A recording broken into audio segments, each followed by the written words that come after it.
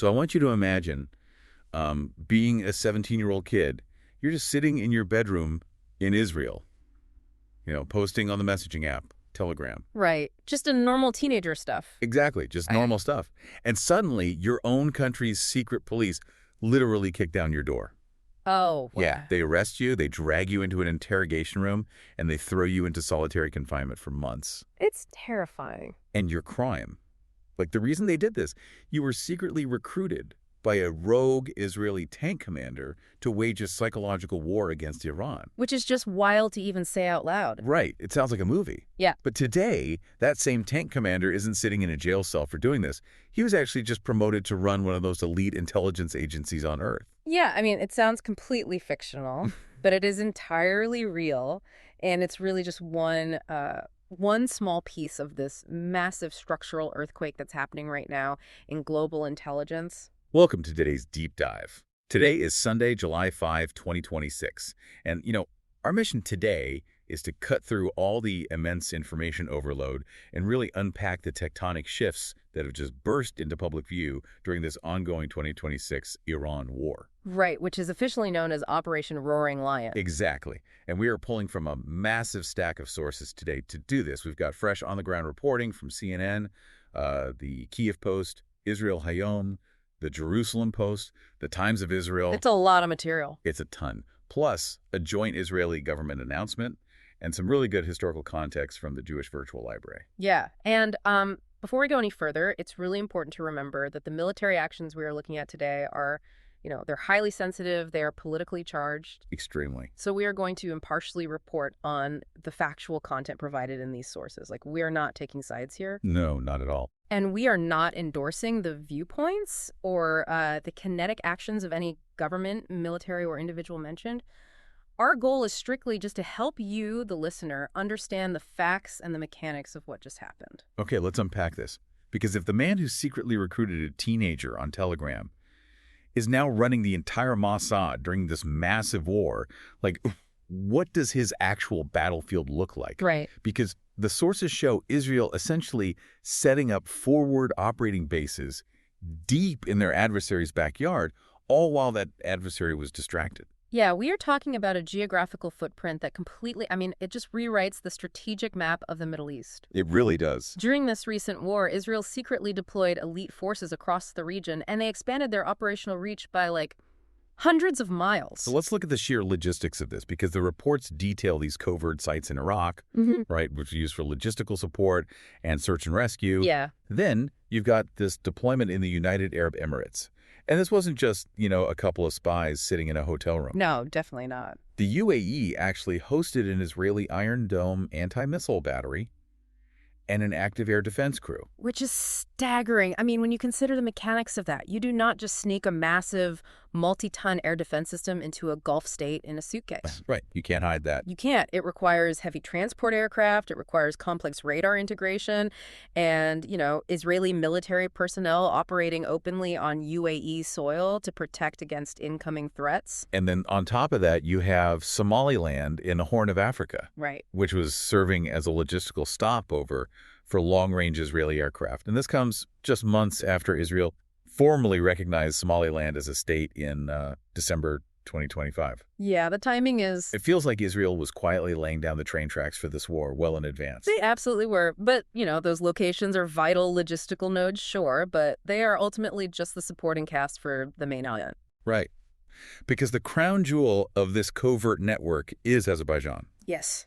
According to CNN sources, Israeli forces were stationed in southern Azerbaijan, which is just 60 miles or 97 kilometers from the Iranian city of Tabriz. Just incredibly close. It's right there. We are talking about Special Operations Forces, the elite 669 Hellborn Search and Rescue Unit, and, of course, embedded Mossad operatives. Yeah, a huge presence. Well, wait, let me push back here for a second. Because I understand the immense tactical advantage of being that close to the border, obviously. Sure. But how do you convince a sovereign nation to let you host a covert war from their soil? Especially when, Azerbaijan's embassy in Washington firmly and publicly rejected these claims. Yeah, it's the defining question of modern geopolitics, right? To understand the why, you have to look at how nations balance public diplomacy with private survival. Okay. Makes sense. Let's focus on Azerbaijan. Yes, publicly, Baku denies allowing its territory to be used against third countries. They have to do that. Because admitting it openly would just invite massive retaliation from Iran. Exactly. It would be a disaster for them. But beneath those diplomatic denials lies a highly transactional, very long-standing relationship. You see, Baku supplies a huge portion of Israel's crude oil. Oh, wow. I didn't realize it was that big of a portion. It is, and in exchange, Israel is a vital supplier of advanced weapons to Azerbaijan. Okay, so they are bound together by this oil for weapons pipeline. But still, risking a direct conflict with Iran seems like a massive leap, even for advanced weaponry. Well, that is where the mutual threat comes in. Think back to the incident in March of this year. Okay. Iranian drones actually crossed into Azerbaijan's Nakhchivan exclave. Oh, right. I remember reading about that. Yeah, they damaged a terminal, they injured 4 people. Azerbaijan's president, Ilham Aliyev, literally called it a terrorist act and demanded an apology from Tehran. So the threat from Iran was no longer just some abstract concept for them. It was literally blowing up in their own territory. Precisely. For Azerbaijan, partnering with Israeli intelligence offers vital security cooperation against Iran's Islamic Revolutionary Guard Corps, the IRGC. Right. Baku views the IRGC as a deeply destabilizing force on their border. So you take Baku's immediate border security needs, you align them with Israel's need for a launch pad, and you get this unprecedented deployment just 60 miles from Tabriz. Here's where it gets really interesting, though.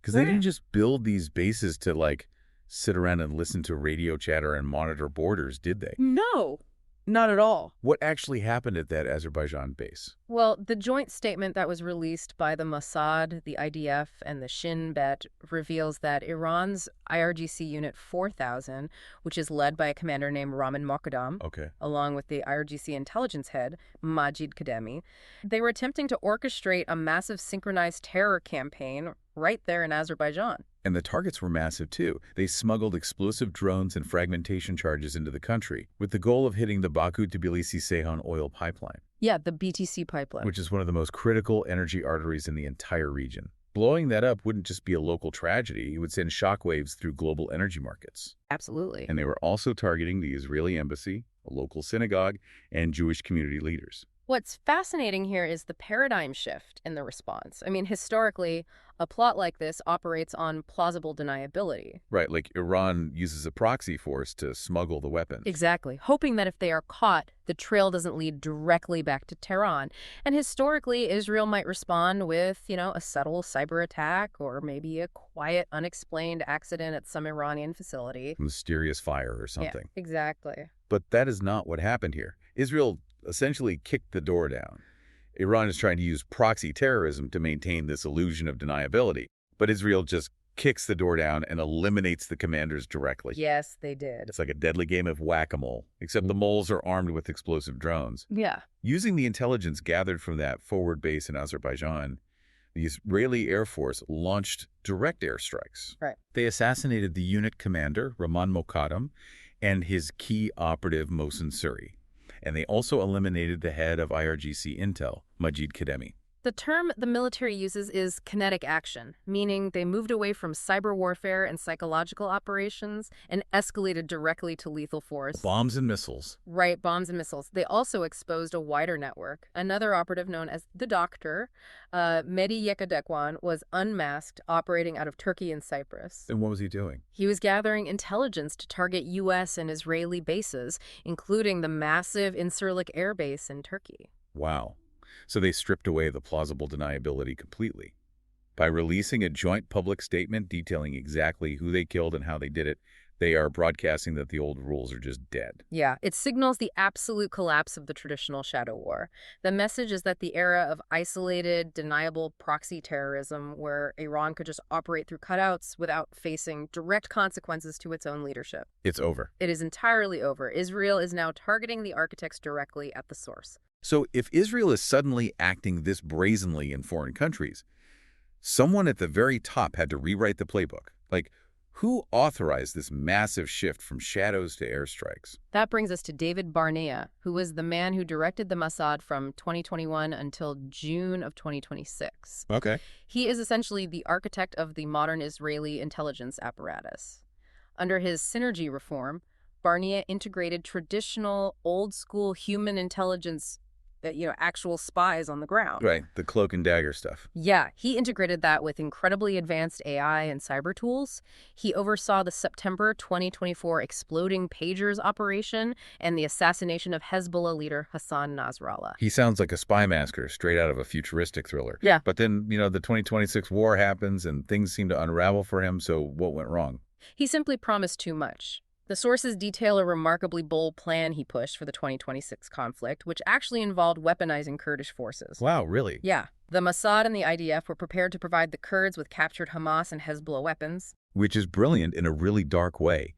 Because if an Iranian soldier is killed by a Hezbollah rifle, it creates immense confusion. It doesn't immediately trace back to Jerusalem. Exactly. It creates a labyrinth of deniability. But Barnea also promised to provide a continuous aerial firepower envelope for these Kurdish fighters as they advanced against Iranian forces. That sounds like heavy Pentagon jargon. What does a continuous aerial firepower envelope actually look like in practice? Basically, Israel promised to keep a permanent umbrella of fighter jets and attack drones circling the sky over the Kurdish fighters. Is constantly. Yes, to protect them and clear their path 24 hours a day. Wait, so they were essentially going to act as the direct air force for a proxy militia inside another country? Yeah, it was an incredibly aggressive strategy, but it was ultimately vetoed. Why? Well, allegedly after American officials in the White House leaked the details to Turkey's President Erdogan, who then heavily pressured Donald Trump to stop it. That is a stunning geopolitical maneuver right there.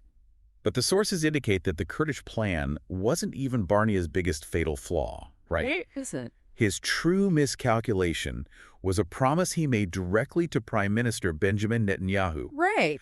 Barnea assured the Prime Minister that the Mossad could trigger a widespread, nationwide domestic uprising in Iran within days of the start of military operations. And weeks into the war, both U.S. and Israeli intelligence confirmed that no such large-scale rebellion had materialized. So, what does this all mean for the people in charge? Because it sounds like Barnea built a Ferrari of an intelligence agency, but promised it could fly. That's a good way to put it. And when it stayed on the ground, the boss wanted a new driver.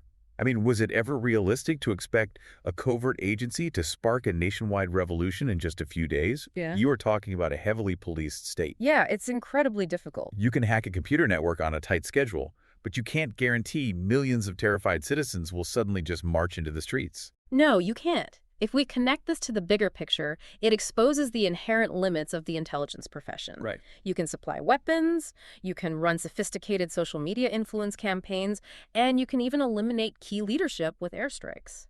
But sparking an organic national revolution that is governed by human psychology, deep-seated fear of a brutal regime, and complex internal social dynamics. It's not a light switch you can just flip from a command center in Tel Aviv. It isn't. And to understand the fallout, you really have to look at the friction between Barnea and Netanyahu. Okay.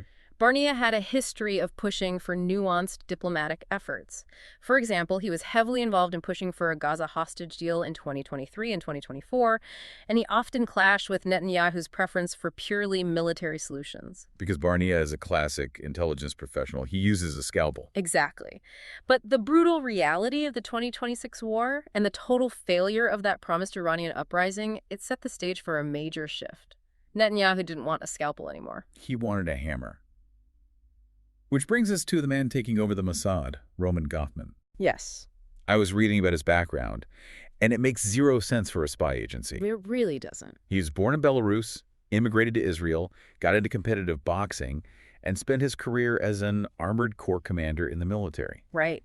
On October 7, 2023, he independently drove himself into the combat zone in Sredero, engaged militants, and was severely wounded. We literally have a tank commander running a spy agency. Yeah, it's unprecedented. It's like hiring a heavyweight boxer to play a game of high-stakes poker. He is the first complete outsider to run the Mossad since 2011. He has absolutely zero background in the traditional intelligence community. He is a ground forces commander. I mean, traditional intelligence is like trying to carefully pick a complex, delicate lock over the course of 5 years. Gofman's background is literally driving a heavy tank through the wall to get to the other side. Exactly. How does an establishment that relies on shadows and subtlety react to a guy whose background is literally heavy armor? The agency must be panicking because he's tossing out their lockpicks. Oh, the internal resistance has been intense. His appointment even faced a petition to the High Court of Justice, which was surprisingly supported by the outgoing director, David Barnea, and the Attorney General. And a huge part of that resistance stems from a scandal in 2022 that nearly derailed his entire career. Yes. Which brings us back to the 17-year-old kid we talked about at the very beginning. How does a teenager get wrapped up in a geopolitical scandal that reaches the High Court? Well, while commanding a division in the Golan Heights, Gofman decided to run an unauthorized Arabic influence campaign against Iran and Hezbollah. Because in modern warfare, psychological operations are huge. They are. And Gofman recruited a 17-year-old Israeli blogger named Ori Elmakais to publish manipulated information and run fake accounts on the messaging app Telegram. But he didn't clear this operation with the other Israeli intelligence agencies, did he? No, he didn't. And that is the critical error. The Shin Bet, which is Israel's internal security service, is constantly monitoring the internet for threats. They see this kid inexplicably gaining access to highly sensitive geopolitical data and disseminating it in Arabic on Telegram. They do not know he's working for an IDF commander. Oh, my God. Yeah, they assume they have just caught a traitor or an enemy spy. So they treat him like one, they arrest him, and according to the teenager's claims, they torture him and place him in solitary confinement for 2 months. It took 18 months of legal battles before the teenager's lawyers could finally prove to the courts that he was acting under the direct orders of the IDF. That is just, it is genuinely horrifying that a domestic miscommunication led to a teenager being tortured by his own government. And Gofman was investigated for this, right? He was. He received a disciplinary note for failing to get authorization, but the High Court ultimately cleared him of intentionally misleading investigators or abandoning the teenager. The court ruled 2-1 to allow his appointment as Mossad director to move forward. So you have a former tank commander who once ran an off-the-books psychological op that resulted in a teenager being tortured by a rival agency, now walking into the director's office of the Mossad. Yes. How is he reshaping the agency? Well, he did not walk in quietly. The Jerusalem Post reports that Gofman took the agency by storm. He immediately brought in 5 outside advisors with heavy military security backgrounds. Just bypassing veterans. Yeah. He pushed out Barnea's recently appointed deputy, and he initiated a massive organization-wide review. So he is aggressively dismantling the existing structure. It is a deliberate, calculated shock to the system. Critics within the intelligence community fear this represents a dangerous militarization of the Mossad. I can see why. They worry that a heavy armor commander simply does not grasp the delicate, long-term nuances of espionage, like the careful cultivation of assets over decades. Right, because that takes patience. Exactly. But Gofman's supporters argue that the old methods were failing to deliver the ultimate goal. He isn't necessarily tossing out all of Barnea's incredible AI and cyber achievements. Okay, so he's keeping the tech. Right. Rather, he is attempting to fuse those technological capabilities with a highly aggressive, direct action military mindset. And his mandate from the prime minister couldn't be clearer. Because at Gofman's swearing-in ceremony, Netanyahu actually said of the Iranian government, "This regime of terror will pass from the world, and we will help it reach that destination." Yeah. And he ordered Gofman to ensure Iran never again threatens Israel with nuclear weapons or ballistic missiles. That is not a mandate for containment. That is not a mandate for disruption. That is an explicit public mandate for the elimination of a foreign regime. So why does a drone base 60 miles from Tabriz matter to you? Why should you care about who is sitting in a director's office in Tel Aviv? Because understanding this massive shift shows you how modern global geopolitics actually functions. It isn't just about massive armies clashing on a traditional open battlefield anymore. It's about a secret logistical network hidden in plain sight in the United Arab Emirates. It is about a 17-year-old blogger getting caught in the terrifying crossfire of competing domestic intelligence agencies. Right. And it is about the fierce, fundamental personality clashes, like the one between a high-tech spy master with a scalpel and a heavyweight tank commander with a hammer, that ultimately dictate how nations wage war. We are watching the real-time fusion of brute military force and covert intelligence, which leaves us with a critical question to consider. If an outsider with a battlefield mindset is now running one of the world's most elite spy agencies, with a public mandate to topple a foreign regime, Yeah. what happens when traditional, subtle espionage is entirely replaced by aggressive military doctrine? Does this bold, kinetic approach make the world safer by eliminating threats directly? Right. Or does kicking away the shadows and fighting in the spotlight push the entire region closer to an unpredictable, catastrophic edge? Man, that is a question that will undoubtedly define the coming years. Thank you for joining us on this deep dive. Keep questioning the world around you. Keep looking past the headlines. And remember, sometimes the most important moves are the ones happening right as the shadows disappear.